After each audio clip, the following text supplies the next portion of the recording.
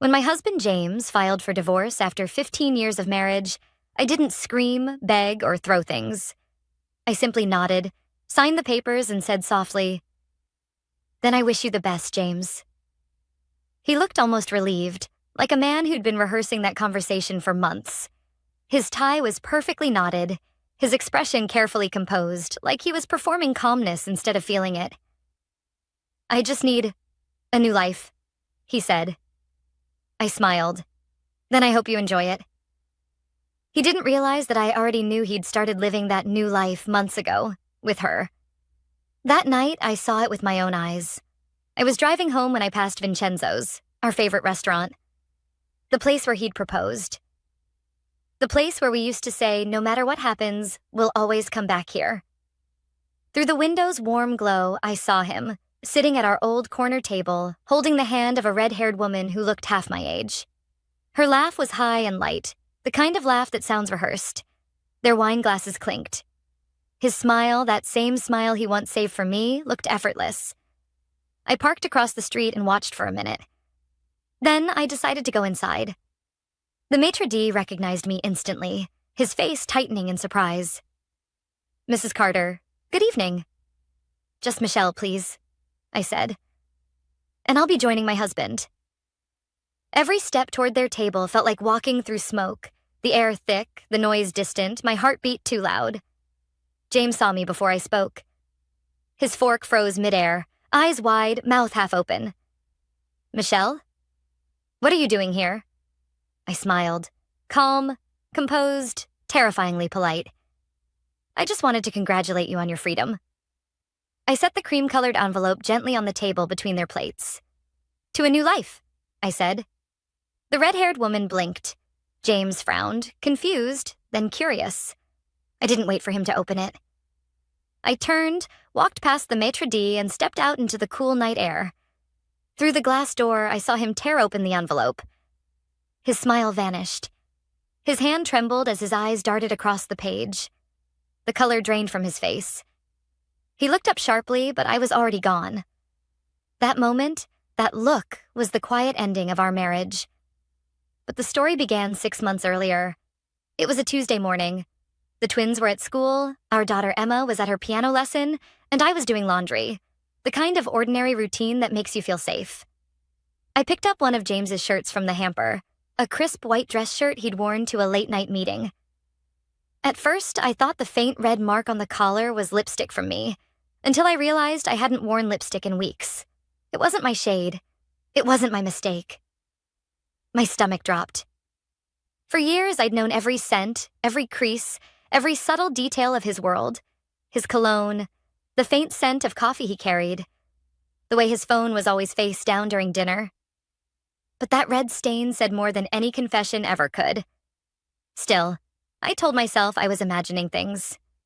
Maybe a colleague hugged him. Maybe it was nothing. But when late nights at the hospital became weekends away, when the gym became his new obsession, when Shell turned back into Michelle, the truth became impossible to ignore. Something had changed. Or maybe I had just stopped pretending not to see it. I started watching more closely, the way he checked his phone under the table, how he smiled when he read certain messages, how he came home smelling faintly of a perfume I didn't wear. When I asked, "Everything okay at work?" he smiled without looking at me. "You worry too much." That was the last time he looked at me like his wife. 3 weeks later, my suspicions turned into certainty. His conference in Paris was real, but not for the reasons he claimed. I found the hotel receipt while cleaning out his office drawer. 2 tickets, 2 guests, 1 king-size bed. I didn't confront him. Not yet. I wanted proof that couldn't be denied. So I contacted a private investigator. Within days, photos arrived. James on the streets of Paris, his arm around a young redhead, her lipstick the same deep crimson as the stain on his collar. The same woman he'd later bring to Vincenzo's. He looked happy. I didn't. When he returned home that weekend, he hugged me out of habit. "It's good to be home," he said. I smiled. "Is it?" 2 days later, he handed me divorce papers. 15 years reduced to signatures and silence. I signed them, folded the pages, and slipped the DNA test results, the ones that had arrived that very morning, into the cream envelope that would change everything. I wasn't shaking anymore. The heartbreak had hardened into something steady, focused. Revenge wasn't about hurting him. It was about truth. And truth, when revealed at the right time, destroys quietly, completely. That night, I sealed the envelope, whispered to myself, to a new life, and placed it in my purse. Tomorrow, he'd learn what those words really meant. I didn't sleep that night after leaving Vincenzo's. I sat on the edge of my bed, still in the dress I'd worn to deliver the envelope, staring at the half-empty glass of wine on my nightstand. My hands trembled, not from regret, but from the weight of what came next. The envelope had done its job. The truth was out. But the truth wasn't finished yet. Because what James read in that restaurant, what turned his face ghostly pale, wasn't the whole story. It was just the beginning.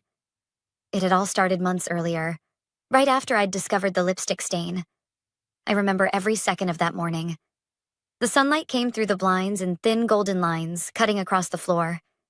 It should have been an ordinary Tuesday, but instead, it became the day I began to see my marriage for what it really was. When I saw that red mark on his shirt, I felt something break. Not loudly, but quietly, like glass cracking under pressure. I didn't confront him right away. That wasn't me. I'd learned long ago that reacting too soon only gave him more power. James had always been composed, even manipulative when it came to emotions. He'd make me feel small for being hurt. He'd say things like, "You always jump to conclusions, Michelle." So instead, I played along. That night, I made his favorite dinner, roast chicken and garlic potatoes. He kissed my forehead absently, muttering that he had to catch up on hospital paperwork. I smiled and nodded. "Of course," I said, while he carried his plate to his study and closed the door.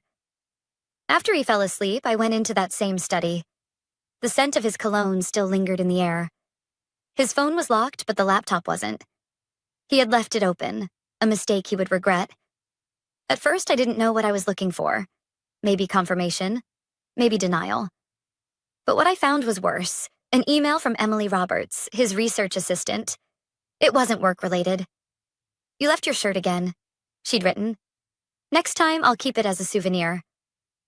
Beneath it was a photo. Her, wearing his shirt, the same white one I'd found that morning. Her lipstick was the same shade of red. That night, I printed every message, every photo. I didn't cry. I didn't even shake. It was as if my emotions had shut down to protect me. For the next 2 weeks, I gathered everything. Travel receipts, hotel bookings, fake conference invitations. He thought he was clever, labeling expenses as continuing education.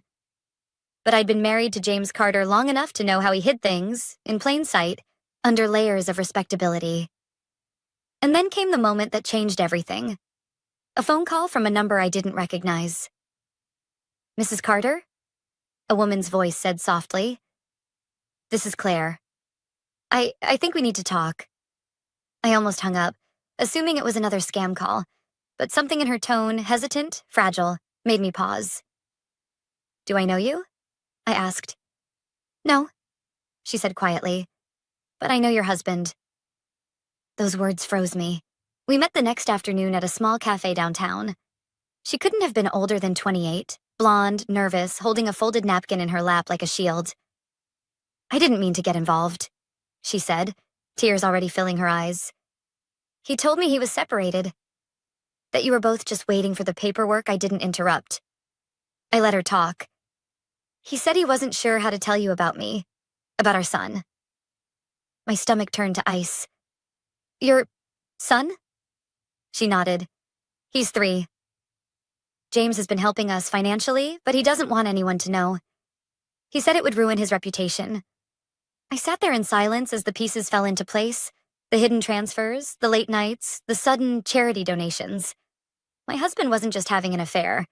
He'd built an entirely separate life. Before I left, she reached into her purse and handed me a photo.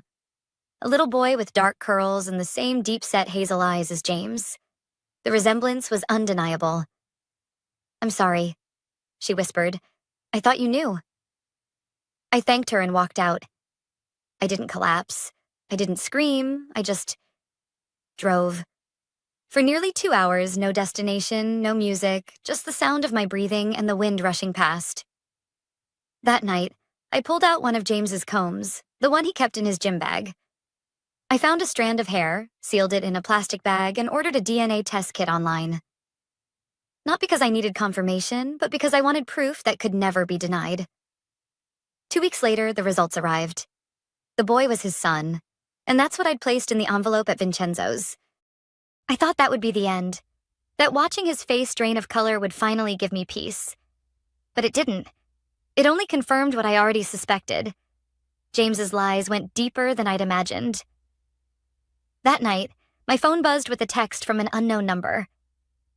"You shouldn't have done that," it read.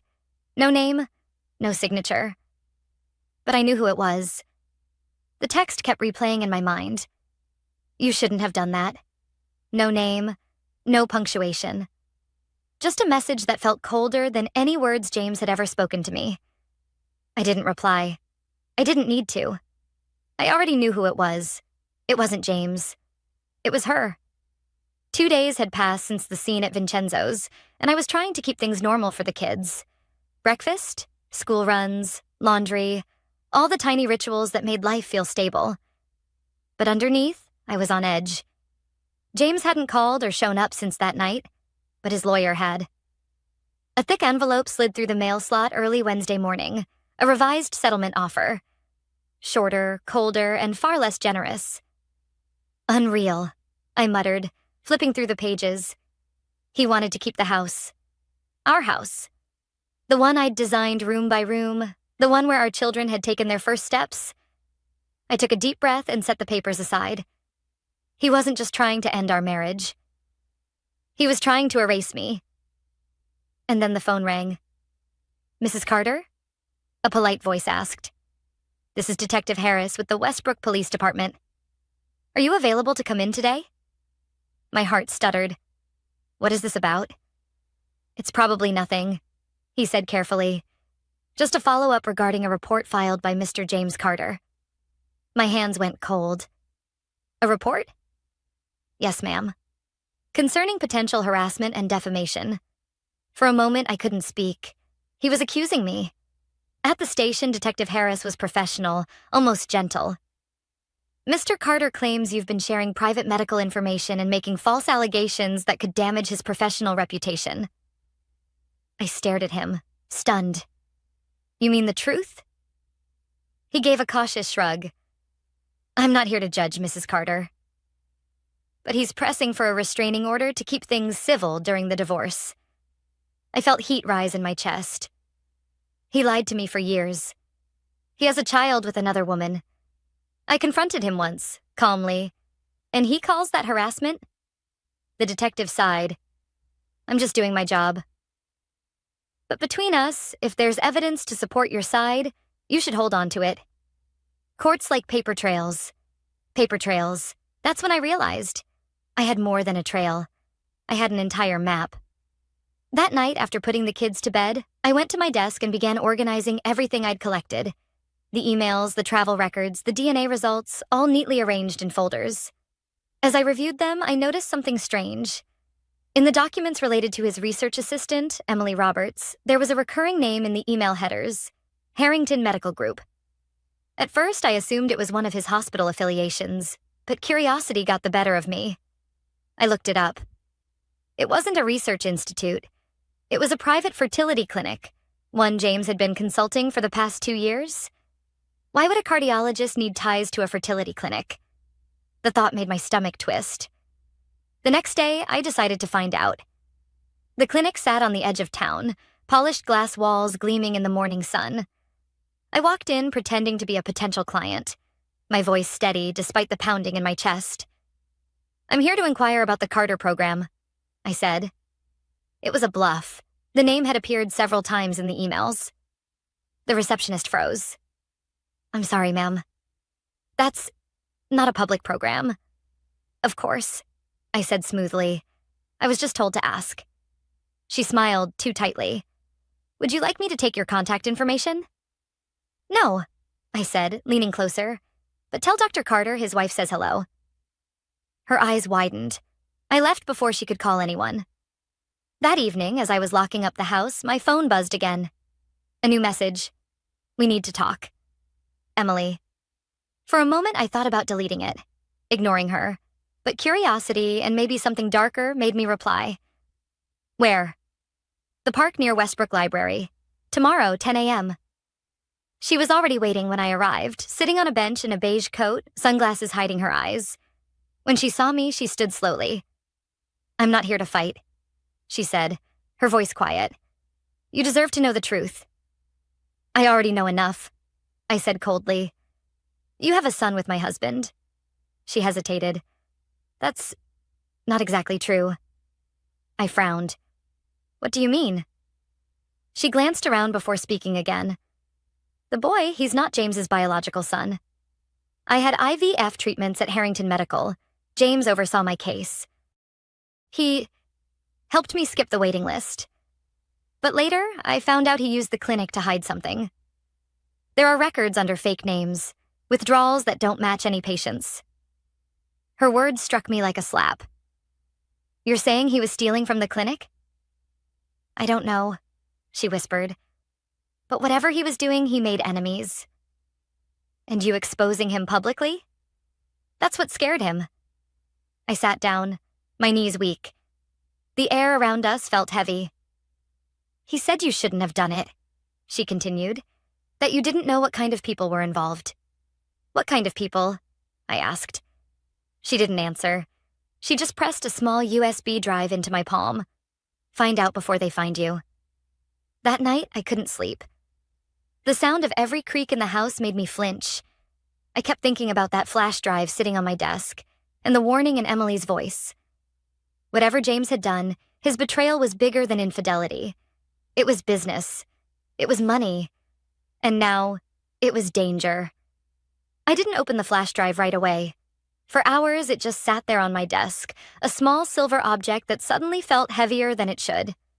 I made tea, cleaned the kitchen, folded laundry, every task I could find to keep my hands busy and my mind away from that thin piece of metal that might change everything. But by midnight, I couldn't ignore it anymore. I locked the doors, turned off the lights, and plugged it into my laptop. At first, there were only folders, numbers instead of names. A 314, B207, C118. Each one contained documents, patient files, and transaction logs. The header read, Harrington Medical Group. Every file was signed by the same name, Dr. James Carter. My pulse quickened. I opened one folder at random. It contained clinical records, fertility treatments, donor information, embryo transfers. But something was off. Some of the donor forms were incomplete, missing signatures or patient consent sections. Others were stamped, confidential, internal use only. And then, buried near the bottom, I found something I didn't expect. A document labeled Client Agreement, C. Reynolds. The date stopped me cold. It was the same week I'd been recovering from my second miscarriage. I opened it, and my stomach turned. The file wasn't for a patient, it was a payment authorization, signed by both James and someone named Dr. Henry Cole, transferring $45,000 to a private account in his name. The reason listed was unlisted consultation. I scrolled through more names, families who'd gone through fertility procedures, couples struggling to conceive, their savings drained by special services. I recognized one name immediately, Claire Martin, the woman who'd told me her little boy was James's son. Except the DNA results had proven otherwise. I leaned back in my chair, my heart pounding.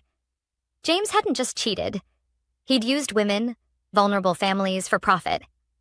The boy wasn't his biological son because he'd arranged the treatments himself. He'd been manipulating embryos, falsifying results, and redirecting funds through the clinic. It was fraud, medical fraud. And it was all right here. I copied everything to a secure folder on my computer and disconnected the drive. My hands were shaking as I hid it under the false bottom of my jewelry box. Sleep didn't come that night. Every sound in the house made me jump. At one point, I swore I heard a car engine idling outside. When I looked out the window, a black sedan was parked across the street, Lights off, engine running. I watched it for several minutes before it finally pulled away. Coincidence or warning, I didn't know, but I suddenly understood what Emily meant when she said, "Find out before they find you." The next morning, I called my friend Nina, who worked as a legal secretary for a firm downtown. She'd always been the pragmatic one among us, sharp, calm, loyal. "I need to show you something," I told her, "and I need your discretion." We met that afternoon at a small cafe near her office. I showed her the copies of the files I'd printed out. She flipped through the pages slowly, her expression hardening. "Michelle, this is bad. This isn't just about infidelity. If these documents are real, he could lose his medical license, maybe even face criminal charges." "I know," I said quietly, "but I can't go to the police yet. He'll deny everything, and I have the kids to think about." "Then you need someone who can protect you," she said, "and someone who knows how to make this stick." She gave me the number of Patricia Lane, a lawyer who specialized in corporate misconduct. "She's tough," Nina said, "and she hates men like James." That evening, as I prepared dinner for the twins, I heard a car door slam outside. I peeked through the curtains and froze. James was standing in the driveway, dressed in his hospital scrubs, his face tense. He hadn't been to the house in over a week. He rang the doorbell once, then again, harder. I opened the door only halfway. "What do you want, James?" He tried to smile, but it didn't reach his eyes. "We need to talk." "About what? The divorce? The restraining order? Or the woman who texted me threats?" His jaw clenched. "You're making things worse for yourself, Michelle. Do you have any idea what you've done?" "Expose the truth?" I said. He stepped closer, lowering his voice. "You're meddling in things you don't understand. People get hurt when they don't know when to stop." Something about the way he said people made the hairs on my arms rise. "Is that a threat?" I asked. He shook his head slowly. "It's advice." Then he turned and walked away. I closed the door, locked it, and slid the chain across. My knees felt weak, but inside something shifted. For the first time, I wasn't scared of him. I was angry. That night, I emailed Patricia Lane. Her response came within an hour. "Bring everything you have. Tomorrow morning, 9 a.m. I closed my laptop and stared at the flash drive still hidden upstairs. James thought he could build a new life on lies. But I had the truth, and I wasn't planning to stay quiet anymore. Patricia Lane's office didn't look like I expected. No marble floors or intimidating furniture, just soft lighting, walls lined with books, and a faint smell of coffee. Yet the moment she shook my hand, I understood why Nina had said she was the kind of woman men like James feared. "Michelle," she said firmly, motioning for me to sit. "I've read the email. Let's start from the beginning." Her voice had that quiet authority that made you want to tell her everything. And I did. I walked her through the timeline, the lipstick stain, the affair, the other woman, the clinic, the files. When I reached the part about the flash drive, she held up a hand. "Do you have it with you?" "Yes." I slid it across the desk. "Everything's in there. Patient files, transactions, signatures. He's been using the clinic to move money and falsify records." She nodded slowly, inserting the drive into her laptop. For several minutes, the only sound in the room was the quiet hum of the computer. Her brow furrowed as she clicked through the folders. When she finally spoke, her tone had changed. "This isn't minor fraud. These are multiple federal violations: misappropriation of medical funds, falsified patient consent, illegal embryo handling. He could lose his license, yes, but this..." She looked up. "This could mean prison time." The words landed like a stone in my chest. I should have felt relief, but instead I felt something closer to dread. "Can you protect my children?" I asked quietly. "If this all goes public." She leaned forward. "We'll keep them out of it. But you need to be careful, Michelle. If he senses you're working with a lawyer, he'll retaliate. Narcissists like your husband always do." I stared at the folders glowing on her screen. "Then what do we do first?" Over the next week, Patricia and I worked in secret. Every morning, I dropped the kids at school and drove straight to her office. We spent hours building the case, tracing payments, connecting names, verifying signatures. She had a network of investigators and forensic accountants who could verify every transaction. Everything he touched, she said one afternoon, flipping through a file, was built on other people's pain. Infertility, grief, hope. He monetized it. She was right. Every document told the same story: desperate couples overpaying for exclusive treatment, unaware that their records were altered to funnel money through shell accounts. At night, after the kids were asleep, I kept my phone on silent but near my bed. James hadn't contacted me directly since that night in the driveway, but I'd noticed things, subtle things. A car following me once on the highway. A call that hung up the moment I answered. And then one morning, while I was brushing my teeth, I caught a flash of movement outside the bathroom window. A man in a dark coat standing by the mailbox. He wasn't delivering anything, just standing, watching. I called Patricia immediately. "Don't panic," she said. "Keep your doors locked. I'll send someone to check your security." She paused before adding, "James is scared." "That's good. It means we're close." 2 days later, Patricia called with an update. "We're ready," she said. "But I need you to understand. Once this moves forward, there's no going back. The hospital, the clinic, the board, they'll all know. And James will know it came from you." I took a deep breath. He destroyed everything I built my life around. I'm done protecting him.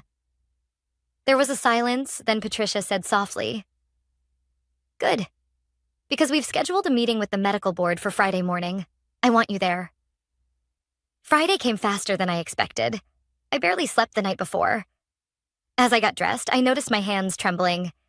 It wasn't fear this time, it was adrenaline. The meeting took place in a nondescript building downtown. Patricia and I arrived early, her briefcase heavy with files. A panel of 6 board members sat at the long table, their expressions neutral, professional. Patricia did most of the talking. She explained the pattern of fraud, presented the documentation, and showed how the funds had been rerouted through Riverside Consulting, a company James had registered under his brother's name. When she finished, she slid a final document across the table, a notarized affidavit from Emily Roberts. The board chair, an older woman with sharp eyes, glanced up. "Dr. Carter's assistant?" "Yes," Patricia replied. "She confirms his involvement in falsifying patient files and personal gain from unapproved procedures." There was a long pause. Then the chair said, "We'll be forwarding this to the district attorney's office." Patricia exhaled slowly. I felt my shoulders relax for the first time in months. That relief didn't last long. When I returned home that afternoon, I found the front door slightly ajar. My heart jumped. I pushed it open carefully, my pulse hammering in my ears. Nothing looked stolen, but the air felt wrong. Then I saw it. My jewelry box, the one where I'd hidden the flash drive, was open, empty. The drive was gone. I called Patricia immediately. "They took it," I said, my voice shaking. "Someone broke in." "Do you have the backups?" she asked. "Yes, but they're on my laptop." I ran to my desk. The laptop was gone too. Patricia didn't hesitate. "Pack a bag. Take the kids. Go stay with someone you trust. I'll handle the rest." I locked up what was left of my house and drove to my sister's. Every red light felt like a trap. Every car behind me suspicious. When I finally arrived, I sat in the driveway, gripping the steering wheel so tightly my knuckles turned white. James knew I was fighting back. And now, he was fighting too. I didn't sleep the night after the break-in. Every sound, a door creak, a car outside, even the wind brushing against the windows made my heart jump.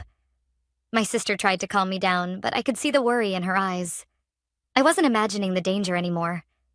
It was real, and it had James written all over it. At 7 a.m., my phone buzzed. It was Patricia. "They raided his office," she said. "The board issued an emergency suspension order last night. The hospital turned over all digital records," my breath caught. "Even without my flash drive?" "Yes. Turns out the backups you made and the copies we'd already filed were enough. He's been subpoenaed for questioning." For the first time in months, I let out a shaky laugh. "So, it's over?" "Not yet," Patricia said. He'll try to control the story. But once the district attorney finishes reviewing the evidence, it will move fast. You should stay with your sister a few more days. I thanked her, but inside I knew hiding wasn't going to end this. I needed to face him. Not for revenge, for closure. That afternoon, James called. The first call since he'd left our house for good. I almost didn't answer, but curiosity, or maybe defiance, won. "You got what you wanted," he said, his voice low, almost tired. "Congratulations."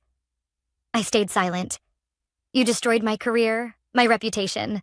Are you happy now?" "You destroyed yourself, James," I said quietly. "You just thought you were untouchable." He laughed, bitter, hollow.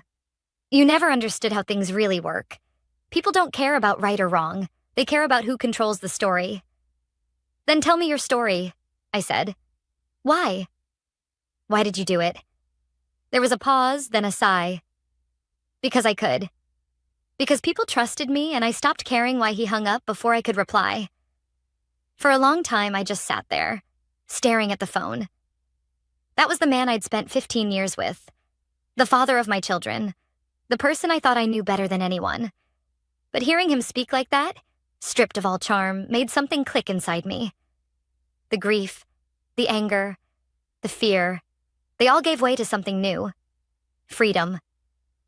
2 days later, Patricia called again. "He's requested a meeting," she said. "His lawyer wants to negotiate before the indictment becomes public." "Negotiate?" I repeated. "He wants to offer a financial settlement in exchange for your cooperation. Silence, essentially." I thought about it for a moment. "I'll meet him." But not to make a deal. The meeting took place in a small conference room at Patricia's office. I arrived first. My hands were steady, my pulse calm. When James walked in, he looked older, thinner, his confidence chipped away. He sat across from me, avoiding my eyes. "You could have kept this private," he said. "Do you know what this will do to our children?" "Our children," I repeated, the words tasting bitter. "The ones you almost dragged into your lies?" "They'll be fine, because they'll know the truth." He rubbed his temples. "You've turned me into a criminal." "You did that yourself," I said.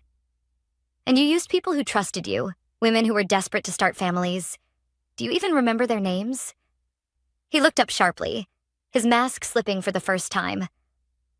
"You don't understand what it's like to be me." "No," I interrupted, my voice firm. "You don't understand what it's like to be me. To live next to someone every day and not see the monster they're becoming." He didn't reply. The silence between us was heavy, final. Patricia entered the room and placed a document in front of him. "Mr. Carter, the district attorney's office has everything they need. You can cooperate and reduce your sentence, or we can proceed to trial." James's lawyer whispered something in his ear, but I could see the defeat already in his eyes. The man who once believed he could manipulate anyone was cornered by the one person he underestimated. Me. He signed the agreement without another word. As he stood to leave, I said quietly, "You once told me you needed a new life. I hope you enjoy the one waiting for you now." He hesitated, then walked out. I never saw him again. In the weeks that followed, everything unfolded quickly. The story broke across local news. Respected cardiologist arrested in fertility fraud investigation. Dozens of patients came forward. The clinic shut down. The hospital issued public apologies. I watched it all from a distance. Not with satisfaction, but with a strange, calm sadness. Justice didn't bring joy. It brought peace. The kids asked questions, of course. I told them the truth, in pieces they could understand. "Daddy made mistakes," I said, "but we'll be okay." And we were. 6 months later, I stood outside Vincenzo's, the same restaurant where it had all begun. The candlelit tables glowed through the windows, laughter spilling out into the warm evening air. I wasn't there to confront anyone this time. I was there to close the circle. I ordered a glass of wine and sat by the window. A young couple nearby held hands, smiling, full of the hope I once had. For a moment, I felt a pang of sadness, not for what I'd lost, but for how long it had taken me to realize I could survive without him. As I raised my glass, I whispered softly to myself, "To a new life. Not his." Mine.